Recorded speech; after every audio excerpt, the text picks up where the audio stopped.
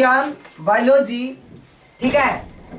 पहला chapter life process जैव प्रक्रम का ये लेक्चर नंबर 11 है, ठीक है ना। इसके पहले 10 लेक्चर हो चुका है। तो स्टार्ट करते हैं आज का क्लास। थ्योरी का ये क्लास होती है। अब है यकृत। यकृत को इंग्लिश में लीवर कहा जाता है। क्या कहा जाता है? लीवर।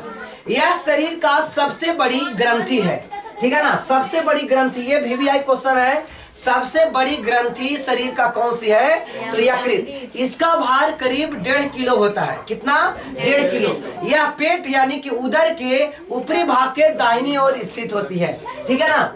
कहता है यकृत कोशिकाओं से पित्त का निकलता है, पित्त का स्राव होता है। यकृत एक प्रकार का क्या है? तो ग्रंथि है। तो ग्रंथि है तो उससे कुछ निकलेगा। तो उससे क्या निकला? वाइल निकला।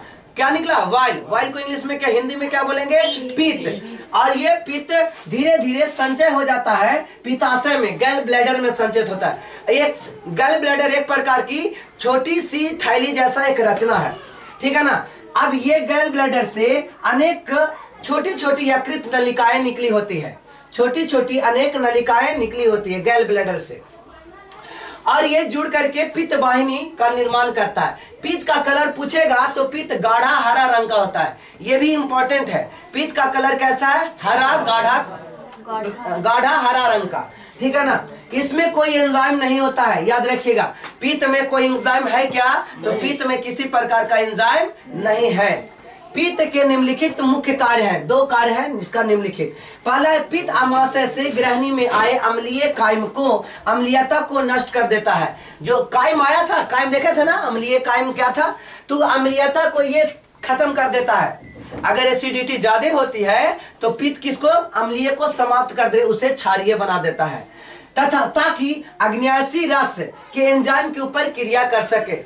आग्नेयाशी रस यानी एंजाइम के ऊपर क्रिया कर सके, याद रखिएगा।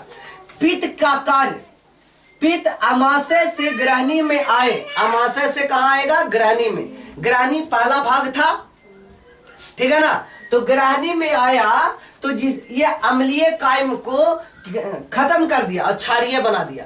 अम्लीयता को क्या बना दिया? क्षारीय। और क्षारीय क्या करेगा? आग्नेयाशी रस को एंजाइम उस पर क्रिया कर सके। पित्त के लवणों की सहायता से, पित्त में सॉल्ट होता है, लवण होता है, तो पित्त में लवणों की सहायता से भोजन के वसा का विखंडन, पायसीकरण यानी इमिलाइफिकेशन, ठीक है ना।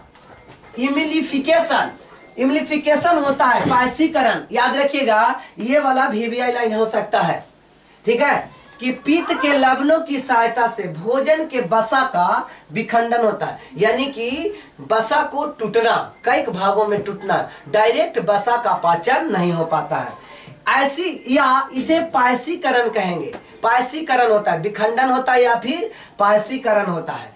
अब जिससे क्या होता है? वसा को आसानी से तोड़ दिया जाए ताकि एंजाइम उस पर आसानी से काम कर सके। वसा नहीं टूटेगा तो एंजाइम काम नहीं करेगा। अगला है पैनक्रियाज यानी आग्नेयाशय। हल्ला करो, उसको हल्ला बंद करो। अब पैनक्रियाज, आग्नेयाशय, अरे नया उसको से बंद होगा। आग्नेयाशय, आग्नेयाशय यानी अमाशय। क्या है? बंदर है। जाओ तो बंदर भगाओ तो।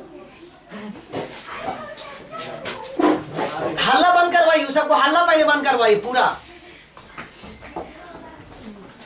अमाशय के ठीक नीचे आग्नेयाशय की कहना है। आग्नेयाशय को इंग्लिश में क्या बोलेंगे? पैनक्रियाज बोलेंगे। क्या बोलेंगे? पैनक्रियाज। अमाशय को इंग्लिश में क्या बोला जाता है? पैनक्रियाज। अमाशय को इंग्लिश में क्या बोलेंगे? पैनक्रियाज। अमाशय के ठीक नीचे तथा ग्रहणी के घेरे पीले रंग की एक ग्रंथि होती है जो आग्नेयाशय यानी पैनक्रियाज कहलाती है। अब पैनक्रियाज क्या होता है आप लोग लिख लेंगे कि पैनक्रियाज अमाशय के ठीक नीचे, अमाशय यानी पेट के ठीक नीचे, और ग्रहणी के घेरे पीले रंग की एक ग्रंथि होती है। घेरे मतलब गोल, पीले रंग की एक ग्रंथि होती है। इसी ग्रंथि का नाम है आग्नेयाशय। आग्नेयाशय से क्या निकलता है? अग्निरस, अग्नरस, आत्ररस। कौन सा रस? आत्र रस निकलता है। अग्न्याशय में अनेक पतली पतली नलिकाएं होती है जो आपस में जुड़कर एक बड़ी अग्न्याशी वाहिनी यानी पैनक्रियाटिक डक्ट का निर्माण करती है। पीछे देख चुके हैं। अग्न्याशी वाहिनी तथा मूल पित्त वाहिनी मिलकर एक बड़ी नलिका बनाता है। यह नलिका एक छिद्र द्वारा ग्रहणी में खुलता है। अग्न्याशी में ट्रिप्सिन, एमाइलेस, लाइपेस और न्यूक्लियस नामक एंजाइम पाए जाते हैं। ये भी हाइलाइट है, ठीक है। अग्न्याशय रस में अग्न्याशी रस, अब अग्न्याशी रस यानी कि आत्र रस, अग्न्याशी रस या आत्र रस, आत्र रस अलग हो जाएगा। ये अग्न्याशी रस याद रखिए। अग्न्याशी रस में क्या क्या होता है? तो पहला है ट्रिप्सिन होता है। अग्न्याशी रस में क्या क्या मिला होता है? तो एक में हो गया ट्रिप्सिन मिला होता है, इमाइलेस मिला होता है, लाइपेस मिला होता है और nucleus. Trypsin, amylase, lipase, nucleus. Trypsin, amylase, lipase, nucleus. फिर से trypsin, amylase, lipase, nucleus. Trypsin, amylase, lipase, nucleus. Trypsin, amylase, lipase, nucleus. याद हो गया?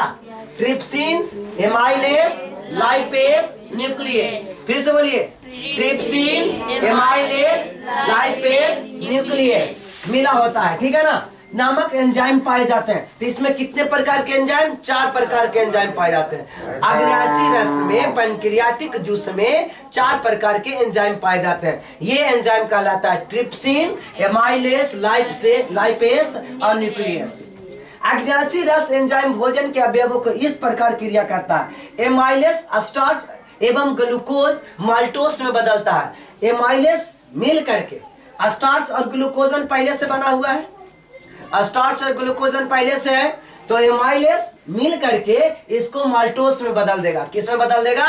माल्टोस में बदल देगा। एमाइलेस स्टार्च एवं ग्लाइकोजन को, एमाइलेस स्टार्च एवं ग्लाइकोजन को माल्टोस में बदल देगा। लाइपेस इमलीकृत वसा को वसा आम्ल और ग्लिसरॉल में बदल देता है, ठीक है। तो वसा को लाइपेस भी तोड़ दिया, वसा को कौन तोड़ दिया? लाइपेस, वसा आम्ल और ग्लिसरॉल में। अब न्यूक्लियस, न्यूक्लिक एसिड, याद करो न्यूक्लिक एसिड का निर्माण हुआ था ना, तो न्यूक्लिक एसिड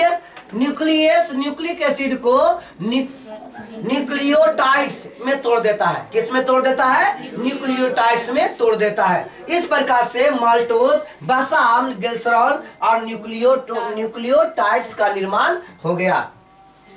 अब है आंत ग्रंथि, आंत रस, आंत ग्लैंड, ठीक है। देखिए छोटी आंत के दाहिने दीवार, इसमें दाहिना भाई, ये भी दाहिना है ना। इसके पहले आप लीवर को दाहिने में देखे थे, ठीक है। तो ये छोटी आंत, और वो छोटी आंत में नहीं था ना, वो किस में था? अग्न्याशय में था, अमाशय में था, अग्न्याशय में नहीं, अमाशय में, पेट में ना था क्या? अमाशय में, ठीक है, पेट में था, उदर में। तो छोटी आंत की दीवार में कई प्रकार की ग्रंथि का स्राव, ग्रंथि इनका स्राव आंत रस या सक्कस एंटेरिकस कहलाता है। क्या कहलाता है? सक्कस या एंटेरिकस कहलाता है, एंटेरिकस कहलाता है, सक्कस या एंटेरिकस कहलाता है। क्लियर हो रहा है ना? क्या कहलाता है? सक्कस या एंटेरिकस कहलाता है। आगे थोड़ा सा ज्यादा ही आज तंग कर रहा है, अरे सक्कस या एंटेरिकस कहलाता है। आंत रस के एंजाइम तथा भोजन के विभिन्न अवयव, उनकी कार्य देखिए। तब पेप्टाइडेस पेप्टोन को एमिनो अम्ल में बदल दिया, ठीक है। फिर से देखिए, पेप्टाइडेस पेप्टोन को एमिनो अम्ल में बदल दिया। ध्यान से नहीं देखिएगा तो याद कैसे होगा? पेप्टाइडेस पेप्टोन को एमिनो अम्ल में बदल दिया, याद हो गया? पेप्टाइडेस पेप्टोन को एमिनो अम्ल में बदल दिया। लाइपेस और बचा हुआ इमलीशीकृत वसा, अभी देखिए इमलीशीकृत वसा थी ना, इमलीशीकृत वसा, तो बचा हुआ इमलीकृत वसा को वसा आम्ल और ग्लिसरॉल में बदल दिया। पहले वाला याद रहेगा तो इसको याद करना आसान है, ठीक है ना। एक में क्या? पेप्टाइडेस पेप्टाइडेस पेप्टोन के साथ मिलकर के किसमें बदल दिया, एमिनो अम्ल में। लाइपेस